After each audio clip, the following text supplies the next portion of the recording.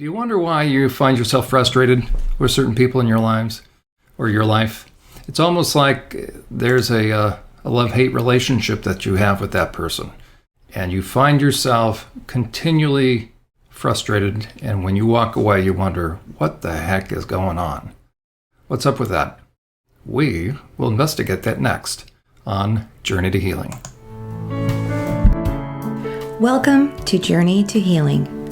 Do you find yourself discouraged, troubled, in need of healing, but not sure where to turn? Jon Uhler, a licensed professional counselor, is here to help. Jon has more than 25 years of professional experience helping people deal with the issues that keep them emotionally and spiritually stuck. There is help. There is hope. There is a God who loves you and wants to help you find peace and strength. And Jon Uhler is here to help you find that on this edition of Journey to Healing.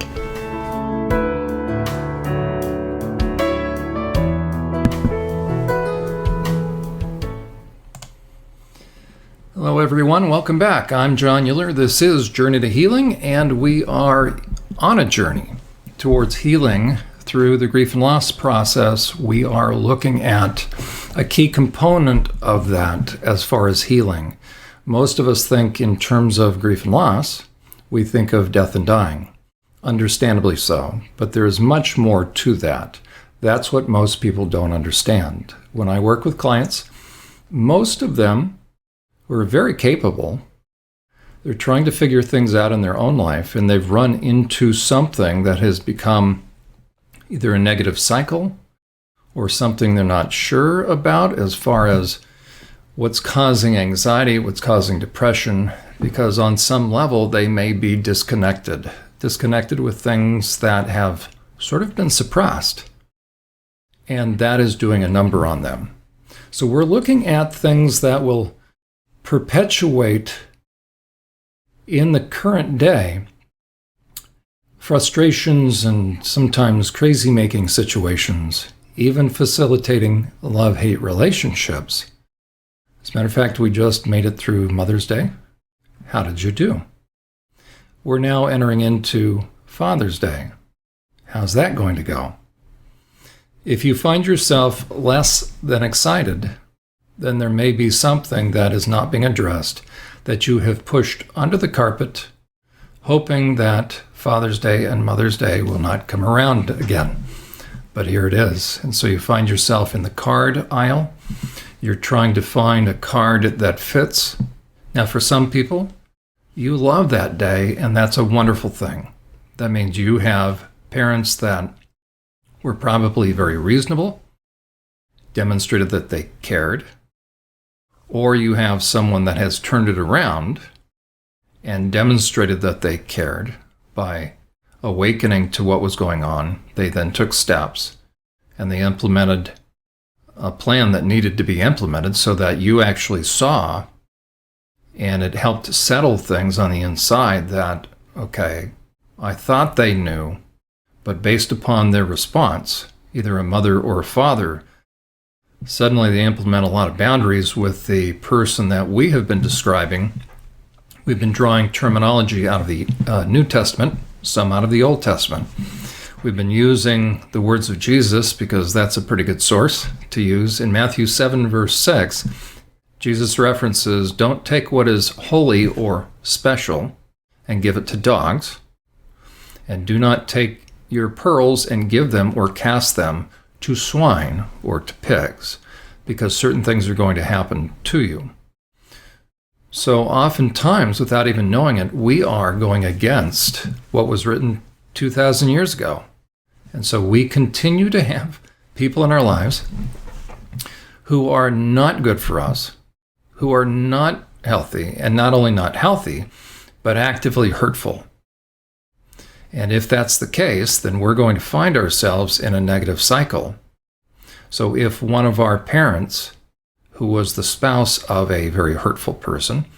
As a matter of fact, some of the podcasts that we've done in the past, and let me mention, we have a growing repository of past programs on SurvivorSupport.net under podcasts. I recommend you go back and review some of those if you're interested in finding out what is involved in becoming unstuck. If you find yourself emotionally stuck, if you find yourself anxious, if you find yourself depressed, if you find yourself having panic attacks, if you find yourself with compulsive behaviors, if you find yourself eating emotionally, there are things under the surface, though it may not seem that way, there are things under the surface that remain unfinished. Those things will prevent you from actually being able to grieve and put to rest past losses, because you're being driven to, as it were, recreate in the present dynamics in the past. And that's why it's so important to have boundaries, so that in the current day, things can begin to calm down. Now, if you're a parent, you know how crazy things can get. And the challenge is, well, how can you ever bring peace and sanity into your current day when it feels like you're trying to herd cats? They're all over the place. Well, all the more, then something needs to be done, or what's going to happen? You're going to burn out. And so a question to ask yourself is, how are things going? How are things going right now? Do you see light at the end of the tunnel? If you don't, then if you stay as you are, if things stay as they are and you hope they get better, what are things going to be like in about 2 years from now? About 5 years from now? 15 years from now? If you have a spouse who is uniquely hurtful, who is very sophisticated in the way he or she operates, then trust me, you're going to be dealing with these dynamics, these same frustrations, in a compounded way in 2 years, in 5 years, in 10 years. So you might as well deal with them now. You might as well address it now, because the kids will not benefit. If you wait, if you do not see clearly what's going on, the kids will not benefit. And they will actually, and this is a strange thing, but it's very, very true, they could actually blame you. Why? Because you didn't protect them. You didn't take the steps necessary to see it and stop it. But if you did, while they were under your roof still, then as they're working through their own emotions, hopefully someday they will thank you, because you demonstrated, by suddenly awakening to what was going on, you demonstrated that you really didn't know. And had you known then what you know now, you would have taken the same steps. So do not risk sacrificing your kids for a misnomer, for some platitude that says you need to just hang in there. No, you don't. Now, does that mean run out and get a divorce? I'm not suggesting that whatsoever. What I'm suggesting is what is in Proverbs chapter 26, 27, and 28. Read that and read what it says to do with or not to do with a fool. Biblically, a pig, a dog, and a fool are all the same. And it's no mild thing, because they will bring hurt, they'll bring pain into your life. So you need to, as a good steward of the things that have been entrusted to you, you need to be able to have boundaries. We're looking at those things that will hinder boundaries. Again, we've looked at a number of things, especially the impact of dealing with selfish people. You can find those in previous podcasts. But one of the things, as we transition back to where we left off last time, one of the things that will hinder our ability to implement boundaries, and again, what is a boundary? It's simply a limit. Is starting to place limits on somebody, and it's actually starting to give myself healthy permission to be myself in a healthy way. If I deny myself in an unhealthy way, that's not beneficial. That means I cannot speak the truth in love. It means I cannot, as iron sharpens iron, I can't be about the business of helping another person grow. And I will never be able to spur one another on to love and good works. We are called to help move one another on to the next level of maturity. If I cannot speak truth, then I will compromise. I will suck it up, but not in a healthy way, and the selfish person will continue to be selfish. So in setting boundaries, it requires a few things. One is to know I have the right to set boundaries. We've covered that in previous podcasts. I need to be able to have discernment to know this is somebody I need to have boundaries with. We've also covered that. I recommend the podcast, How Big of a Pig? And now we're looking at what are some of the primary hindrances to being able to implement boundaries. And we're dealing with mistaken notions. So a mistaken notion is really just that. I have an idea that I think is correct, I think is true, I think is biblical. For those of you that go to church or come from a faith-based background, I may think it's scriptural to do what I'm doing, but oftentimes most people are not aware of the fact that they are actually being guided more by emotion than truth. So if I am compromising truth, if I am not doing what is right, just, and fair, Proverbs chapter 1 and chapter 2, then I am not being loving. I am actually fear-based. I am actually not speaking the truth in love because of fear. And if perfect love casts out all fear, then if I cannot speak truth, though I think I'm being loving, I'm actually being fear-based. So I need to be able to then find out what is going on inside of me to where I'm not able to finally be honest. I'm not able to call somebody on their stuff. So mistaken notions are what will do that. Now, why do we need to be able to implement boundaries? We'll continue to look at mistaken notions, but I want to take a step back and say, okay, what is it that as I implement boundaries, what's going to allow me to implement boundaries? And how can I discern when a boundary is applicable? Do I need to be patient or do I need to kind of ratchet it up? There's a big difference. Okay, patience is needed when when we're dealing with one another's faults, but not their selfishness, not their hurtfulness, and not their emotional irresponsibility. I need to be able to discern the difference between a fault versus selfishness. We all do faults, but there's a big difference. A fault is involuntary in a way, meaning it wasn't intentional, and I didn't know I was having that kind of impact. And once I find out, what will I do? I will dial it back. Somebody who is selfish will not dial it back, but selfish people will pretend to be ignorant, right? What do we need in terms of, as far as discerning patience, or when are we to be patient with someone? So when is patience to be applied rather than a boundary?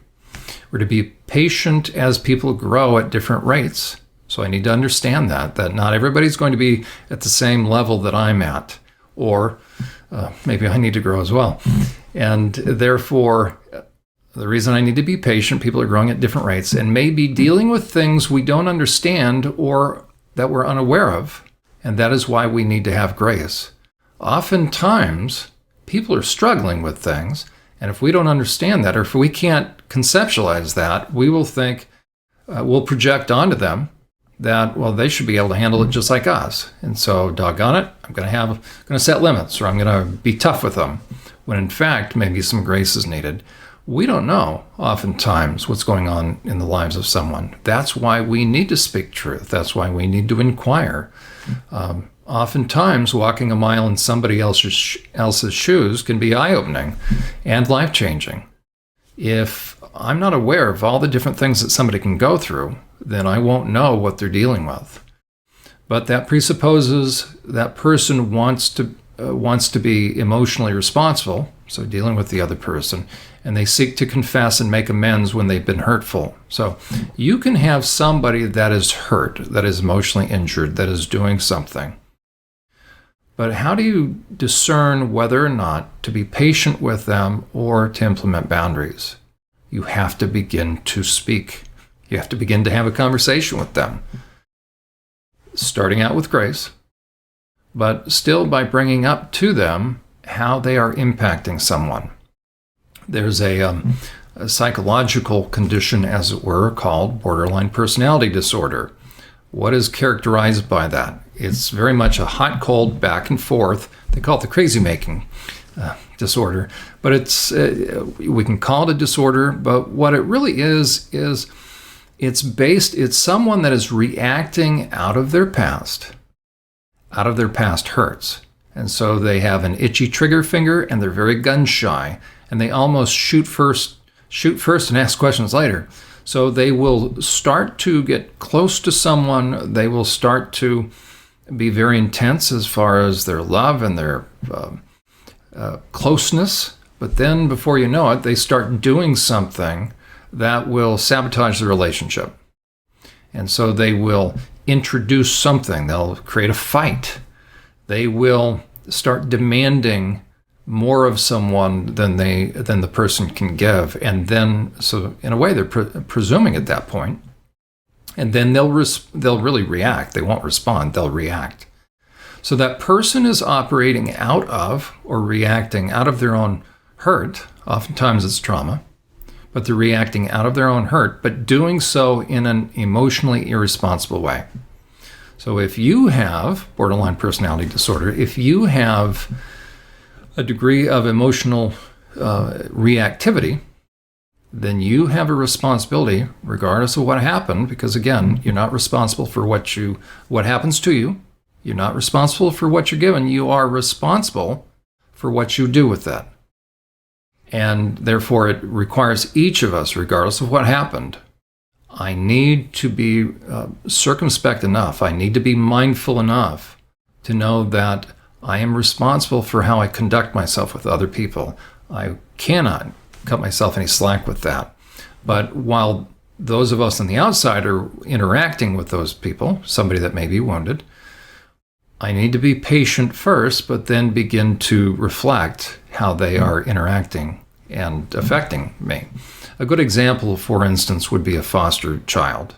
Foster children have been abused or they've been traumatized. Certainly being removed from the home is traumatizing.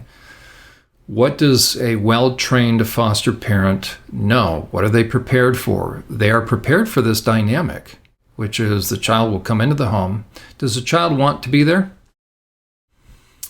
That's a good question. The majority of the time, no, because where do they want to be? They want to be back home. And a lot of times they will view the foster parent as part of the system. What system? The system that took them away from the home, Child Protective Services. So they will begin to respond in a way or react in such a way that they will sort of do that hot and cold back and forth situation. And by the way, if you take in foster children, you are wonderful. But you need to be prepared. If nobody's prepared you for that, especially if you've taken a child that has been sexually abused, and as you are becoming a foster parent, one thing that you want to ask for, here are 3 indicators of sexual abuse. And these are very, very important to find out. Does the child have enuresis or encopresis? Do they wet themselves or soil themselves? And has there been cruelty to animals? If that has been in their background, I would recommend, depending upon your situation, first of all, if that is in the profile of the child, and ask the social worker to be upfront with you. Sometimes the workers aren't, and that's a disaster. Okay, find out about the history of this child. It doesn't mean the child is good, bad, or indifferent. What it means is they have been deeply wounded and probably sexually abused. If you have younger kids, and here's my recommendation, if you're going to be a foster parent, do not foster children older than your kids. My recommendation is you foster children younger than your kids. Okay, so again, we're going to go back to dealing with boundaries again and trying to figure out when do we have patience. Boundaries are needed when you're dealing with someone who is intellectually capable. There's a big difference between someone who doesn't get it. And so with that kind of person, we need to be patient, whether that is a degenerative illness in the latter stages of their life, or if there's been something, TBI, a traumatic brain injury or concussions or some sort of other kind of illness. Not that TBI is an illness. A traumatic brain injury can happen from sports. It can happen from an accident. It can happen from a dog hitting you in the head. People around you, ideally, will be very mindful of that, because somebody with a traumatic brain injury will not be able to control certain things, and that will frustrate them first and foremost. And so oftentimes those that are helping those that are recovering from traumatic brain injury need to have patience, but also need to help the other person, the injured party, have patience with themselves. That's very, very important. And by the way, if you're dealing with somebody with a TBI, there's about 6 different kinds of concussions. TBI is a profound concussion, or it can be oftentimes. I recommend UPMC out of Pittsburgh, the University of Pittsburgh Medical Center, has a very good website dealing with TBIs and concussion. I recommend that because there's about 6 different types of concussions that will impact and affect people differently. So that's important to review. So if you have someone that's gone through something, a sports injury, and they start to behave differently, we used to call it if they got their bell rung. It's really important then to be aware of the fact that you can actually have personality changes. And with that, we need to be patient. We need to be patient as people grow at different rates, as we mentioned. But that presupposes that people want to be emotionally responsible and they seek to confess and make amends. So that's what we're going to look for with someone who that we need to be patient with. Are they receptive, and do they feel badly?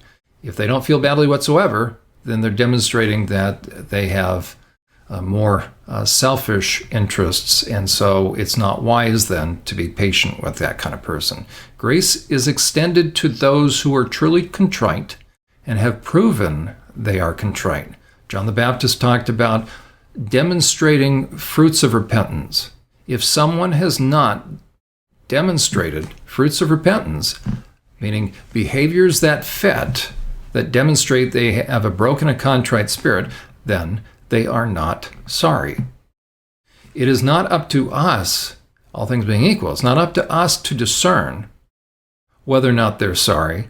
It is up to them to prove that they are sorry, but we're not going to put somebody on probation, so to speak.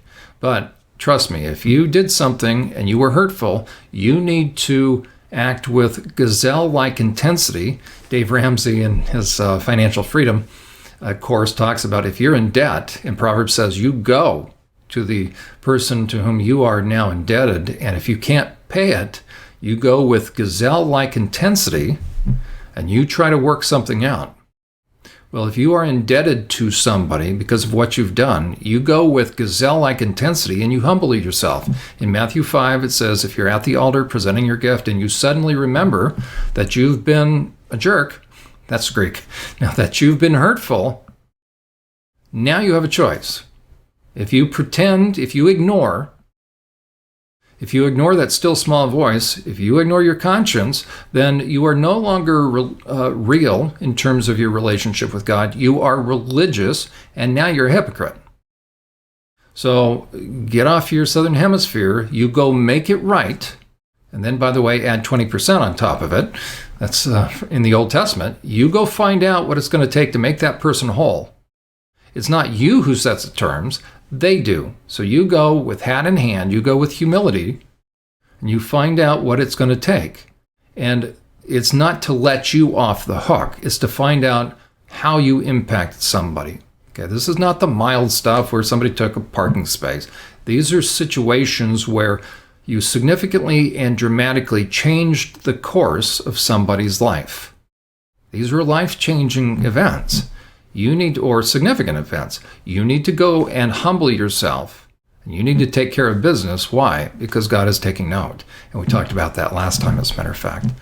Boundaries are needed when you are dealing with someone who is, again, intellectually capable. When you know that they're with it, then you need to have boundaries. We need to be responsible how we conduct ourselves as we're approaching that person, as we speak the truth in love. But patience is not needed. Truth is needed. But we have a balance of truth and grace depending upon who we're dealing with. Okay? Boundaries are needed when the person is capable of watching their attitudes and the words that come out of their mouth. If you have seen them turn it on and turn it off when it benefits them, then they are capable. People demonstrate that they are capable when they freely give their opinion at the expense of yours, meaning when they're opinionated. That's when you know they're capable. People have demonstrated they're capable, so they don't need as much grace. They need a little more truth. They need some boundaries, right? If you're speaking the truth and they're not going to respond properly, how can you know that they're capable when they give advice, especially unsolicited advice? When they tell you how you should do something differently, that's somebody that's pretty with it. When they tell you you should listen to them, when they tell you what you're doing, and they tell you what you're going through. They tell you what you're going through is the result of you not listening to them.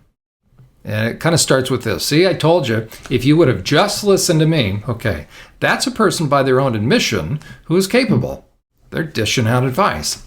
And now they're going to remind you of that. That's a capable person. So that kind of person, when it comes to dealing with boundaries, you don't have to have patience. Now, again, not having patience doesn't mean you're mean and nasty. What it means is this: you need to begin to speak the truth. You don't have to wait anymore because they get it. You know that they're capable when they tell you how stupid and dumb and inept and stubborn or deficient you are for not following their advice. That is not someone you need to have patience with, by the way.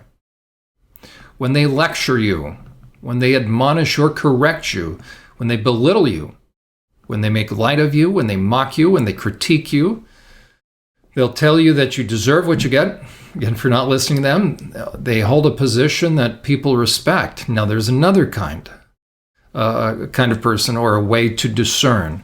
Meaning, if they can hold a position that people respect, then they get it. Meaning, if they can define their position and they have people around them that really respect them, then trust me, they're with it. They hold a title that people defer to. They get it. You don't really have to have patience with that person. You need to have truth. When other people have formed the opinion of them that they are capable, so other people around them believe that person is capable, then they're probably capable. When they have fooled others into believing that they are loving and philanthropic and encouraging and spiritual, despite showing the opposite to their family members behind closed doors. People who are capable and they've been hurtful do not really need patience. They need truth. And after the truth has been verbalized, what do they need? They need a little more truth. They need to have discussions that will let them know that, you know what, it's not right and we can't continue anymore. So you need to be able to discern, should I have more patience or begin to implement limits? So mistaken notions will come about if I'm not quite sure, is the person with it or not? So here's we left off at this point that one of the mistaken notions that will hinder boundaries is that they really don't know what they're saying when they're saying something hurtful, when they give themselves permission to run their mouths in hurtful ways. So if somebody who's capable, who's running their mouth in hurtful ways, I have to understand that they really do know what they're saying. So it's a mistaken notion to say, well, you know what, I know what they're saying, but they don't know what they're saying. Not if they're capable, meaning yes, they do.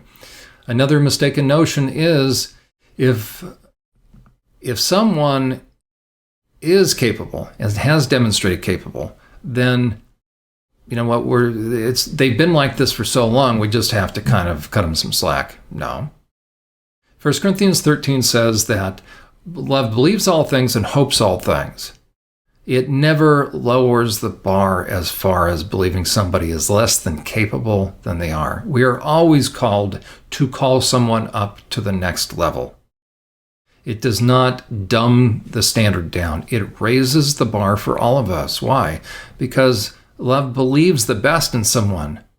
Do not equate the person you're thinking of right now with an old dog They are not an old dog. You say, well, I don't know, you can't teach an old dog new tricks.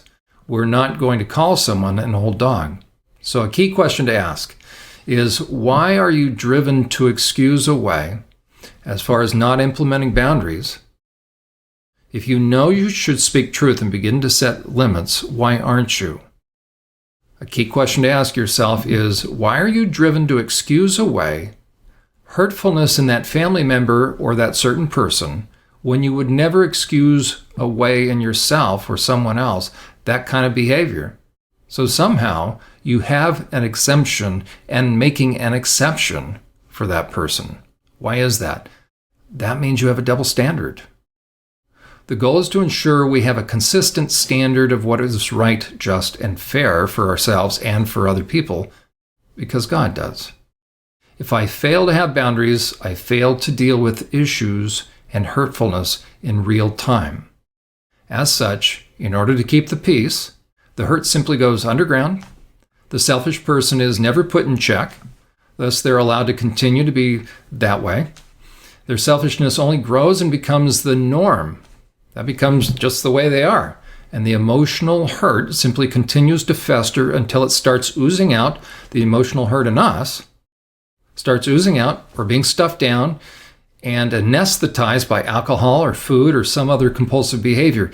And when that happens, it usually comes out in equally emotionally irresponsible way.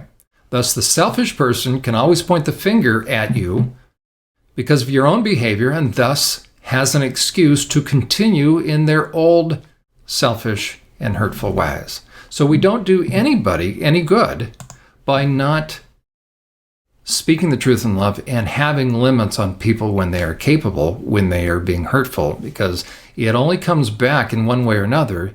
It comes back on us, and then we're in a catch-22.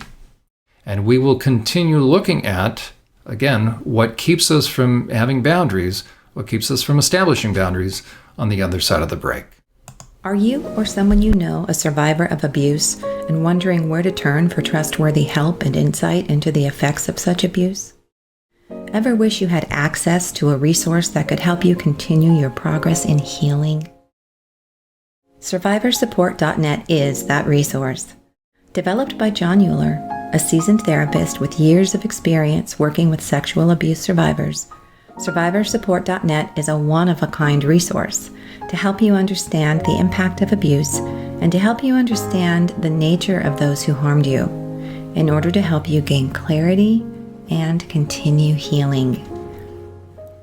If you are interested in speaking with Jon Uhler about your situation or in having Jon conduct a consultation or a training for your church or organization, SurvivorSupport.net serves as a convenient method of contacting him.